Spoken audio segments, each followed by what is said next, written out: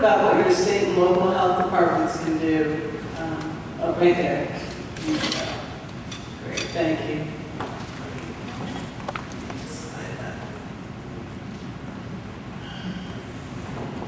The Baltimore City Health Department got involved in children's lead. Of course, for decades we've been involved in investigating lead paint poisoning of children in the city of Baltimore. We had one of the first programs in the nation, and that started in 1950, in the 50s.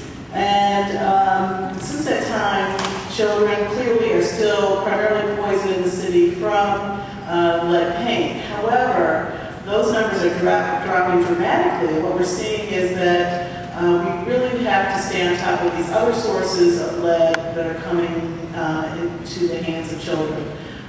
In March of 2006, a child in Minnesota died from ingesting a Reebok charm on a sneaker. Many of you probably heard about that. And it was very sad, very tragic. And we just said in Baltimore, look, we don't want that to happen in our city.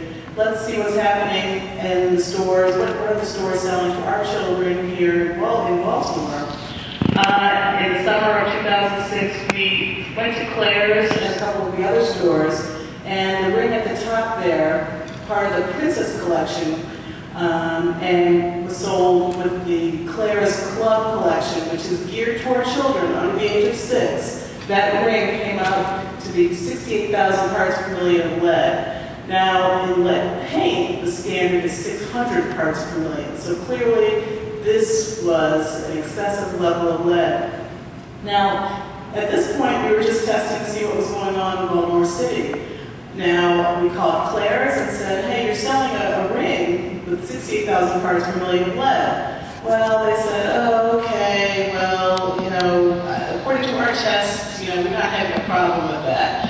But they recalled it from the stores in the city of Baltimore. We said, well, what about nationwide? What's going on nationwide?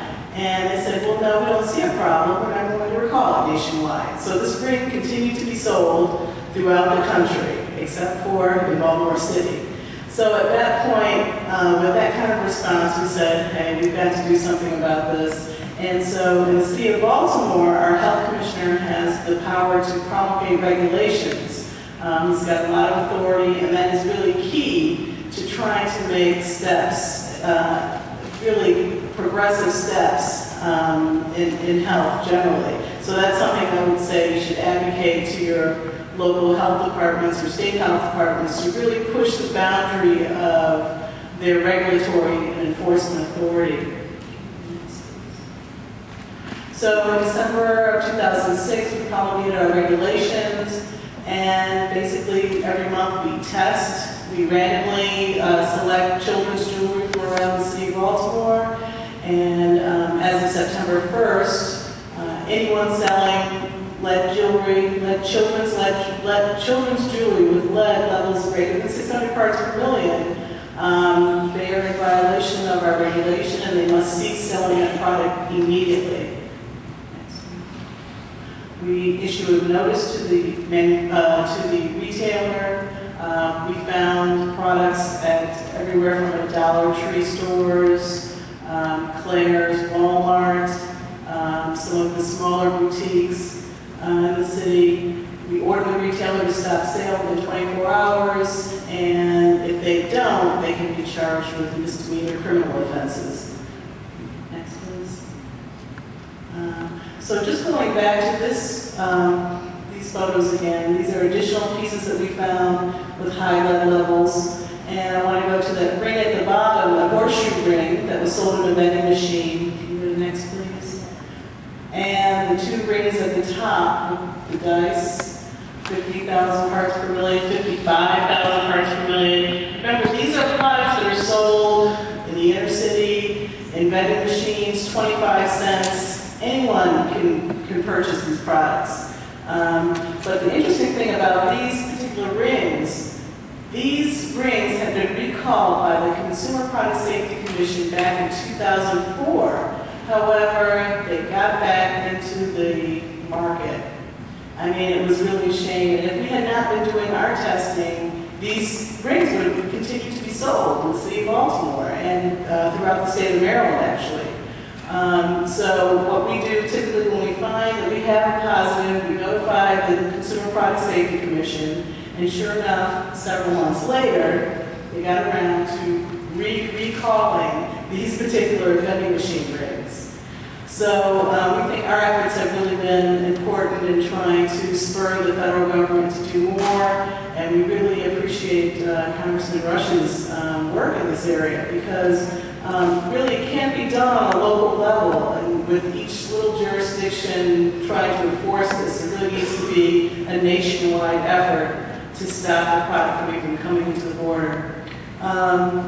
And then our most recent positive was the Spider-Man 3 ring, and I have the ring here with me, and it flashes and blinks and does all kinds of neat things.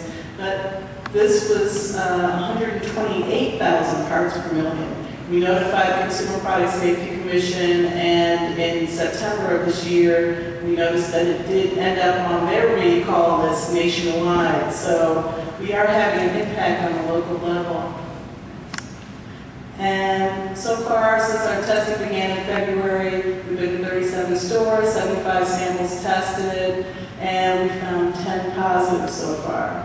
A lot of people ask, well, how can we afford to do this? What we try and do is really take a look at the resources that we have already. I oversee the Environmental Health Division, so I have environmental sanitarians or health inspectors who are already in the stores doing inspections of the food facility. So it's very easy just to have them make a purchase of a simple 25-cent, $1 piece of jewelry, and then we bring it back to the office, submit it to the lab. Testing is only $15 to $20 per sample, so it's really not that costly for your local governments to really get involved with this type of testing. And we do 10 or so samples each month. We just choose stores randomly, and it's amazing on what we've picked up so far. So, next please. And it's hard to see, but I'm in the middle there testifying before Congressman Rush. And just wanted to let you know that he is down there in D.C. working on your behalf. And I really appreciate the fact that he's invited me today.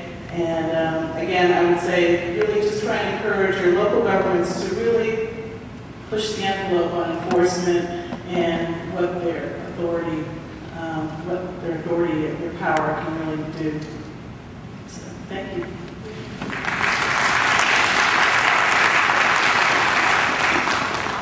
Also, just on the note of the local government, we do have someone here from our Chicago Department of Public Health who has also been very active on testing for lead in Chicago. Patrick, if you want to just stand up, if anyone wants to talk to him afterwards.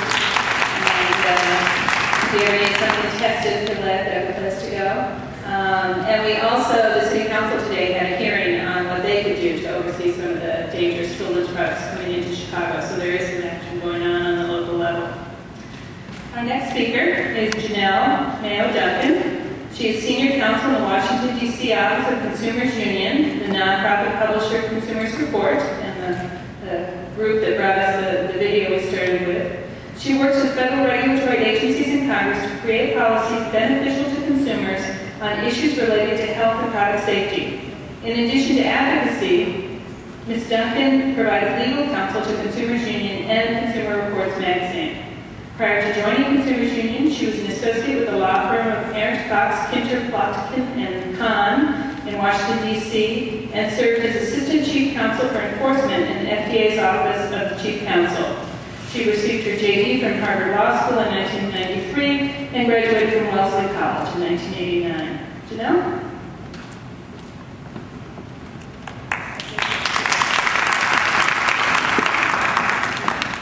Thank you.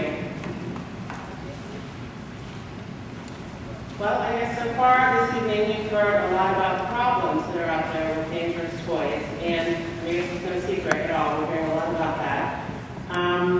And we've heard about expecting more from retailers and